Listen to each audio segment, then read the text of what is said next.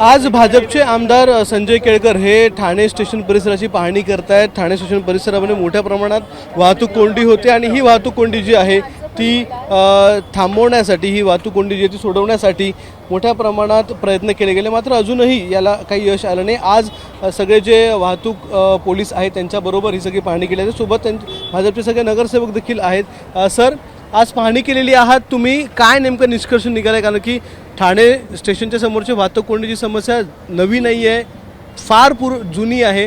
त्यासाठी सॅटिस प्रकल्प देखील उभारला, अजूनही वाहतूक कोंडी अशीच आहे। आज आम्ही खूप मोठ्या प्रमाणात प्रवाशांच्या तक्रारी होत्या, आमच्या नगरसेवकांच्याकडे देखील तक्रारी आलेल्या होत्या आणि त्या अनुषंगाने RTO, ट्रॅफिक आणि पोलीस असं सगळ्यांना एकत्र बोलवून या ठिकाणी काय नियोजन करता येईल, कारण की नियोजन याच्यामध्ये फेल गेलेलं आहे।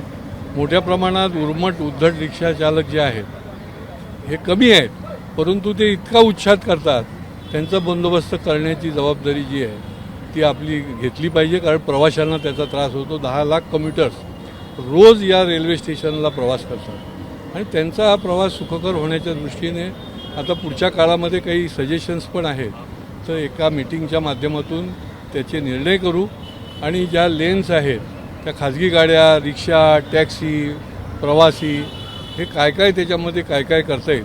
या ठिकाणी पोलीस चौकीची देखील मागणी आहे। या ठिकाणी गर्दुल्ले देखील रात्री मोठ्या प्रमाणामध्ये या ठिकाणी बसतात, तर त्या सगळ्या याचा सारासार विचार करून बघा, पुढच्या काळामध्ये आता सणवार आहेत, मोठ्या प्रमाणामध्ये वर्दळ आणखीन चालणार आहे आणि त्याच्यामुळे RTOच्या अधिकारी सकाळ संध्याकाळ 4-4 तास या ठिकाणी असतील, अशा प्रकारची देखील आम्ही व्यवस्था करणार आहोत। आत्ता आपला दौरा सुरू होताना इथे अनेक रिक्षा चालक आहेत, त्यांच्याशी आम्ही बोललो।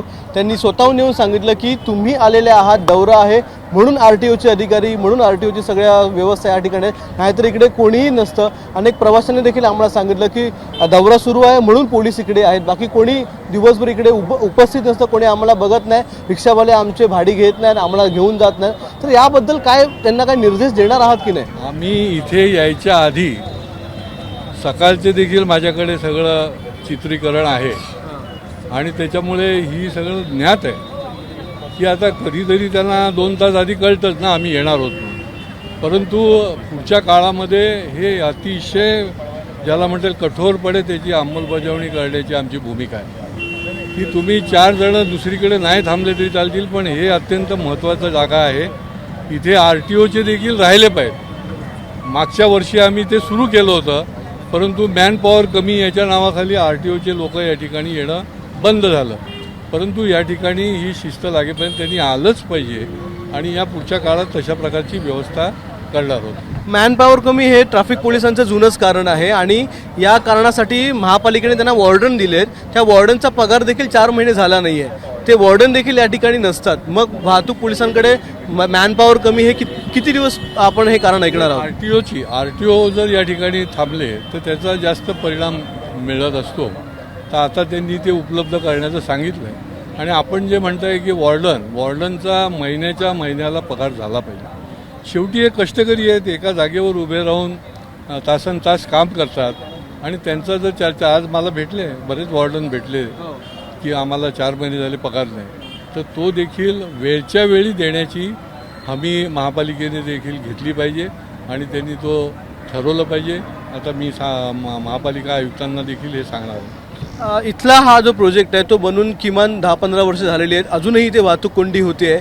असाच प्रकल्प ईस्टला पण होतोय, पूर्वेला, त्या ठिकाणी जरी इतके पैसे खर्च करून मग ज्या वाहतूक कोंडीवर काही उपाय निघणारच नसेल तर माझे प्रकल्प बनवायचेच कशाला? बघा कसं आहे की आउटस्कर्टला जशी वाहतूक कोंडी आहे त्याच्याकरता निरनिराळ्या योजना बनल्या आहेत, कालांतराने हे ट्रक ट्रॅफिक सगळा ठाण्याच्या बाहेरून जाईल, परंतु इंटरनल वाहतूक कोंडी देखील बघायला लागेल आणि ज्या पद्धतीने या ठिकाणी लोकसंख्या वाढते, ज्या पद्धतीने म्हणजे आपल्या माहितीकरता मी सांगतो की जगातल्या 5 शहरामधलं ठाणं आहे की ज्या ठिकाणी आत्ता ऑनगोईंग 79-150 मीटरच्या वर इमारती होणारे प्रकल्प चालू आहेत।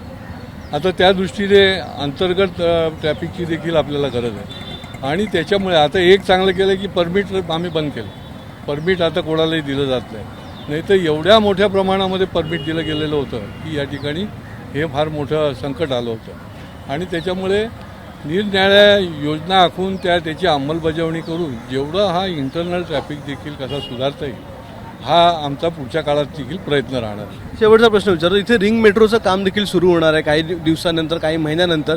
त्यावेळी तर इथे इतक्या मोठ्या प्रमाणात बोजवारा उडेल, तर त्यावेळीचं काय करणार, कसं नियोजन असणार आहे, काही ठरवलं आहे का? नाही, रिंग मेट्रो जी आहे ती पूर्ण खालून जाणार आहे इथं आणि त्याची भुयारी जो आहे तो ठाणा कॉलेजच्या इथे तो निघणार आहे.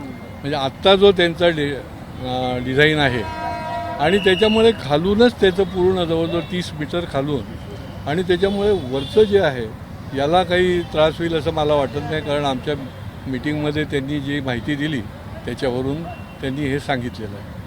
तर वाहतूक कोंडी सोडवण्यासाठी प्रयत्न केले जात आहेत. वाहतूक पोलिसांबरोबर या ठिकाणी आज संजय केळकर यांनी बैठकीत तिकडे आढावा घेतला, मात्र अजूनही वाहतूक कोंडीवर ठोस काही उपाय जो आहे तो निघाला नाही आहे. कॅमेरामन विलेसह अक्षय भाटकर, ABP माझा, ठाणे.